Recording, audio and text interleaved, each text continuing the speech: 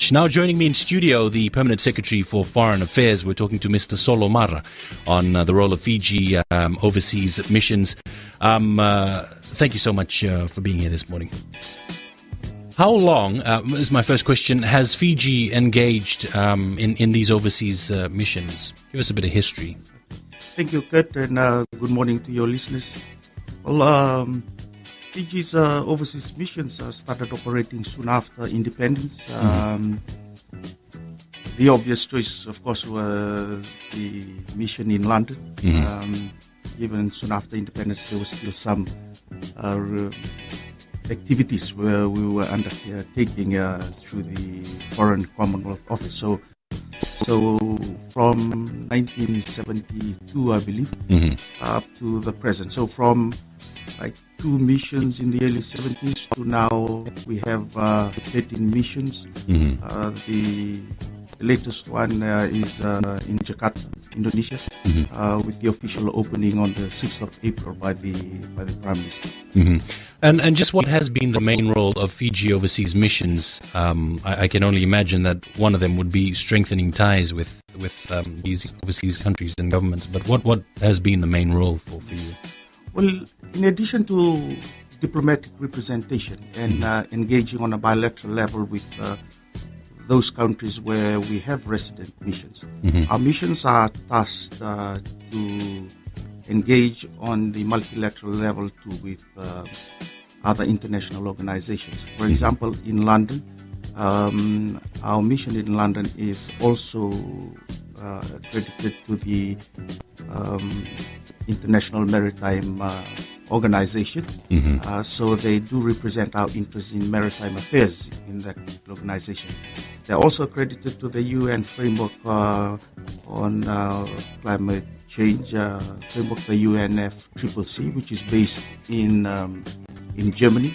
So the engagement is also at that level. So in addition to bilateral level, furthering our ties with countries where they are accredited to, these missions are also active in promoting and defending Fiji's interests in bilateral multilateral organizations. But there are some missions, for example, like our mission in New York, which is specific to the United Nations. But then again, given our small size, we also require our mission in New York to carry out some bilateral relations activities too. So we have people on the ground in all those, in all capitals, most capitals of the world, doing multitasks, I suppose. So they are there as trade officials, environmental officials, and this is where the ministry headquarters in Suva is very important in providing the link between our missions abroad and the relevant line agencies and government departments and ministries here, so that when our diplomats attend meetings, for example, on fisheries or environment, they are well briefed on the Fiji positions as provided by those line ministries. And one of the important functions too of our missions abroad is to advise us on how we can strategically position ourselves in the international community, and also on topical issues like climate change framework, and how we can redirect the assistance that are available in the international community to Fiji. But most importantly at this time, Kurt, our missions are actively engaged in trying to get bilateral partners and international organizations recognize that the strategic framework for change, the roadmap that government has adopted, the reform agendas, are recognized as credible, homegrown solutions for Fiji in trying to bring about sustainable democracy and sustainable economic development. So in that regard, our missions are very critical in this role, in trying to get our development partners, understand the programs that government is adopting here in Fiji. Because you would no doubt understand that in this day and age of mass communication, of internet, there are a lot of information available out there that can mislead perceptions on what is happening in Fiji. So we are actively engaged with our development partners in trying to portray the true story of what is happening here in Fiji, in government's attempt to try and bring about a better Fiji for all, a sustainable democracy that can be sustained after 2014. So, overseas missions are the institutional exchange of government in Fiji, maintaining good relations with foreign countries, and as you mentioned, with international organizations as well. But what have been some of the activities that promote friendly relations with the host governments lobbying in the interest of Fiji? Well, our missions are actively engaged almost on a daily basis in trying to promote friendly relations with those countries to which they are accredited to. So in addition to the meetings that they attend at the multilateral level and presenting papers, briefing development partners and organized international organizations on what's happening here in Fiji. They attend functions. There have been jokes about our diplomats abroad as being, there just to attend cocktail and receptions and such. But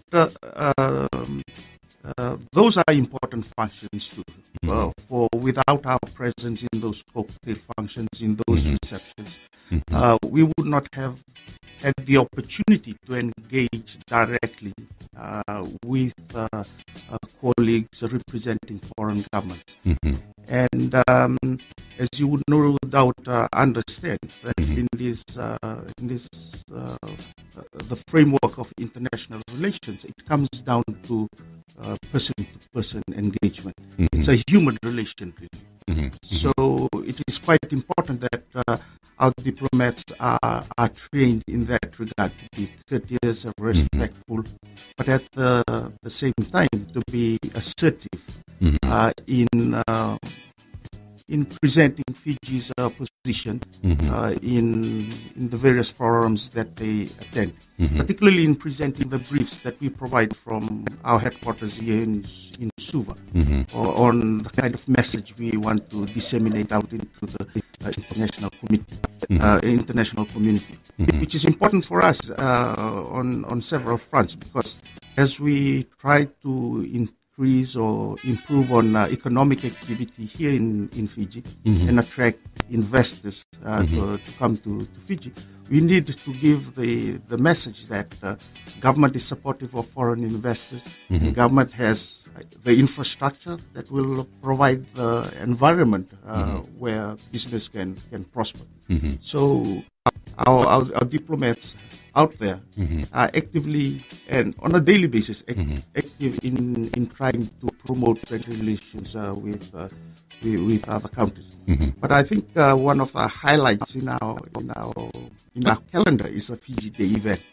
This is where we host representatives of foreign governments and our development partners and our contacts invited into either the Fiji embassy, or if it's a bigger event, it'll be a hotel, and where we showcase Fiji. There are instances where we provide from Suva entertainers that go abroad, and to us it is an opportunity to show the world about Fiji. And I can tell you it is in some capitals like London and Beijing and New Delhi, Washington. It's often an event that diplomats from around the world look forward to. They've heard so much about Fiji, but it is during the Fiji Day event where they see a snippet of Fiji that reflects well on us. So they've heard so much about the friendly people of Fiji. And this is what our diplomats are out there to confirm to the international community that despite our challenges that face us, like we have not lost our human touch, our friendliness. So this is the activities that we undertake out there in addition to representing and promoting and defending Fiji government positions abroad. Yep, and taking that big Mbula smile across and sharing it with the other diplomats over a couple of cocktail drinks. There's nothing wrong with that. So, underlining, it is very crucial that we play our role well in ensuring the successful outcome of any negotiations that would be beneficial to Fiji. What are some of the various spheres included when making these missions? I understand that there's that aim of getting these diplomats in other countries to know what Fiji really is about. Do you talk trade and investment, cultural exchanges? I know tourism would probably be one of those at the top of the list as well. Well, there are several mechanisms and processes which we follow through with the issues you've discussed, highlighted. But one important one with countries where our diplomatic relations is very much improved. We have joint committees of officials. For example, we will be hosting the Indian government trade officials here in Fiji in the next couple of weeks, where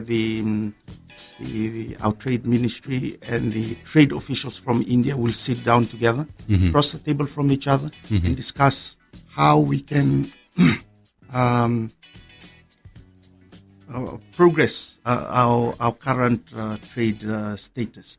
So Fiji will come up with a shopping list, so to speak, and the Indian government representative will do the same. So we will, but the intention is how we can improve our trade figures that currently exist. How we can increase the export from Fiji to India. That will be the intention from the Fijian side, and also how the Indian government can assist us in understanding much better their requirements, their quarantine requirements, for example, that often pose a challenge to our exports. So these meetings between officials is quite important in that regard. But it's also a reflection of the improved relations between countries. So with the Chinese, we also have joint committees where we meet with them, often at the foreign officials level, and we often encourage our counterparts in the Ministry for Agriculture, for example, or quarantine, to meet with their counterparts in those countries. So these are mechanisms that are available that can massage or improve those obstacles to trade that are in existence between foreign countries.